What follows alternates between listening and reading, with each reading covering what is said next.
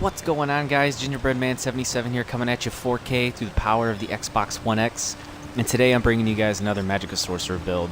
I know I've been doing a lot of these, but I'm having a lot of fun with my Sorcerer lately.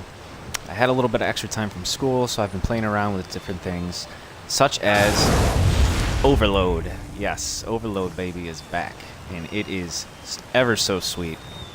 With this build, we're going to be manipulating the Sorcerer's arsenal to its fullest. We're not going to be using the Atro. We're going to be using Overload with both the front bar and the back bar, with how the new how Overload is now performing with the new Wrathstone patch. Actually, I think it was updated to work with your weapons in Murkmire, but I've recently used it with Wrathstone, and I am loving it oh ever so sweetly. So let's just jump right into it. Without Overload on, we're going to be looking at our gear is the same, so we're still running Bright Throat, and we're obviously still running Necropotence. So with Bright Throat, sorry, hold on a second. There we go. With Bright Throat, we're going to be running Max Magicka, Recovery, and then we're going to increase our Max Magicka and Recovery with the 5-piece bonus when we have a drink buff active. So the drink buff we are using is the Witch Mother's Party Pack, or Party Punch. What's it called? Yeah, Witch Mother's... No, Spring-Loaded Infusion. Disregard, sorry. This is going to give you max stats with health, stamina, and max magicka. And then that being a drink, it's going to activate our 5th piece bonus on Bright Throat, which is the max magic and magicka recovery. Now, this is essential, especially running the Overload build. It's going to go hand in hand, and I'll explain why here in a little bit. But you want to increase your recovery with this set, because that's going to basically act as our resource management. Second set, Bread and Butter, Necropotence. I'm running 5-piece Necropotence, and then on all of the big pieces, we're running Tri-Enchants, just to buff our max stats a little bit more for extra health and for our shields. The monster set is still Shadowrend. Now, I'll explain why we're running Shadowrend. Extra recovery, and it's going to do damage mitigation and provide minor main to the enemy. So reducing damage done by 15%, and it's going to be a little bit DPS, because the Clanfair does 4678 damage. Now, we got the 129 recovery, okay, and it's performing minor main, and it's an extra pet. So there's 3 things right there. Damage mitigation. Why am I talking about this? Well, so Shadowrend's going to provide minor main for you for 10 seconds, okay? This is going to reduce damage done by 15%. Why is this important?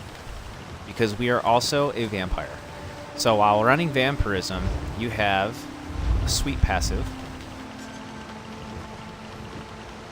As soon as I find it. Where the hell is Vampire? There it is. You have a sweet passive called Undeath. Reduces damage taken by up to 33% based on your missing health while you are below 50% health. Okay, why are we below 50% health? Well, the way shields are, they now take crit damage, so your shields are eventually going to go down, and you're not going to be able to keep them up all the time. But when they are down, you're going to be extremely tanky. Shadowrend's going to be proccing all the time. So when you have Shadowrend up, you're taking reduced damage by 15%, plus an additional 33% since you have Stage 2 Undeath with Vampirism. So 33, 15, and then you're also going to be running Boundless Storm. So Boundless Storm on your back bar, you now have 23k spell resistance and 21k physical resistance, along with 2820 crit resistance. That is insane when you combine that with the 33% damage mitigation from Vampirism and the 15% from Shadowrend. I don't care what anybody says. You can run one shield with this build, and you're going to be tanky as fuck. So with Shadowrend, your recovery is still sitting at 1931. It's not too bad. And even on the front bar, I think it's the same. Well, it's 1925, so it's just a little bit different. So fully buffed up on your front bar for damage, we're looking at 2644. Max Magic's really okay. It's sitting at just under 4,500, but your recovery is still at 2175. Now, why do I keep talking about recovery? So with this build, we're running no dark conversion, as you can see. Now you're going to be like, oh, you're not going to sustain. Well, In the previous video that I showed, I was sustaining just fine. Why? Because we are running... Sorry. We are running Energy Overload. Energy Overload is going to give you tremendous light attack damage. Shock damage along with all of your abilities that you're weaving in. So with every light and heavy attack, we're going to restore 1161 Magicka. With every single attack. So you get this thing to 500 ultimate. Every light attack, you're restoring 1161 Magicka recovery on top of your 2100 Magicka recovery already. I mean, come on. How is no one using this? This is insane. So you're doing all this shock damage, plus restoring Magicka, and you're still weaving your abilities in and out of light attacking. This, I don't know why I wasn't using this sooner. I mean, your sustain, there's no problem. You don't need Dark Conversion, and you're still having your stam pull for dodge rolling. So what are we at, 16k stam? 16, yeah. It's insane. I love it.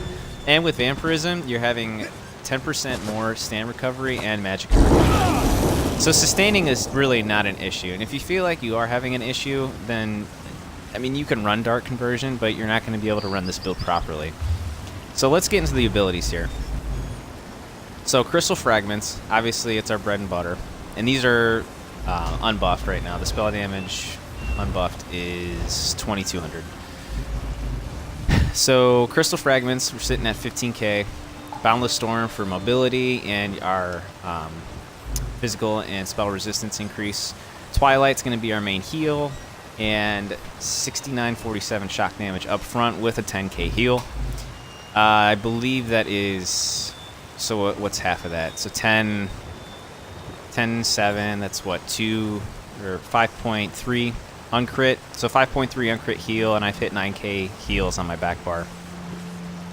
Endless Fury, it's another spammable and execute. This is also going to restore max. I don't know why I keep saying max magic. This is also going to restore our magic when we kill an enemy. So what's that? 4417 Magicka when you kill an enemy. Flame Reach, this is going to be our spammable. Obviously, Magic Stork has to run Flame Reach now because Crystal Frags don't CC anymore.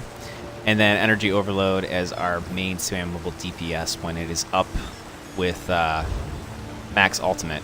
Now, you can use this whenever you want. You can turn it on and off, depending on how you want to play. What I like to do is, if I can get it to at least 300, you're going to be overloading for at least a solid 1 to 2 minutes. So that's a pretty long uptime when you're talking about battling. And with that, you're also going to be having that recovery sent to you at all times. So think about that. Keep that in mind. All right, let's switch to our back bar. Sorry if I'm talking really fast. I'm just super excited to get this build out. I want more people to use Overload, and I want to see it done. So Harness Magicka, first damage shield. Hardened Word, second damage shield. Right there, we're looking at 15k damage shield total if you reduce those in half. Twilight again, Daedric Prey. Now, a lot of people like Haunting Curse because of the burst, but you don't understand the power between pets and Daedric Prey. So we're increasing our pet damage, which is already broken. We've established how broken pets are. So you're sitting there overloading the fuck out of someone while weaving your abilities in between overload attacks. Your pet, let's look at this. Your pet is already doing almost 7k shock damage. And then on top of it, you're going to have them do 55% additional damage while you have Daedric Prey on them. This is so broken. I can't believe how no one is using this. I proved it in my last video. Go back and look at my most recent posted video, and you can see how I am nuking a 55k health tank using Lord Warden. And it's I don't care if he's a bad player or the best player in the game. That guy got melted. And then Ball of Lightning, this is going to be our defensive getaway. It's going to absorb projectiles for 2.5 seconds. And then Temporal Guard to get that extra reduced damage by 8%. So we have Vampirism, we have Shadow Ren, and we have Temporal Guard with our buff stats on the back. So Boundless, you got, let's see, 23k, 21. I already went over that. So yeah, and you're critting for 32.4%. Now, if you hit someone with a frag, that's going to go up a little bit more. But as of right now, our back bar is a precise weapon, so that 3.5% is going to go well with your Twilight healing. And overall, you're just going to survive. I have no problem sustaining on this, but you're going to survive. Now, what makes my build so much different than everybody else's? So you've seen the abilities, you've seen the gear, but I didn't show you the jewelry. We're running an infused spell damage, and then 2 bloodthirsty rings, all with Magicka recovery. I'm sorry, it's spell damage on the necklace, but then Magicka recovery on your rings. Bloodthirsty, I don't know why I didn't do this sooner either. Increases damage against enemies under 25% health by 9%. 9%. And I have 2 of them. 18%. That is disgusting.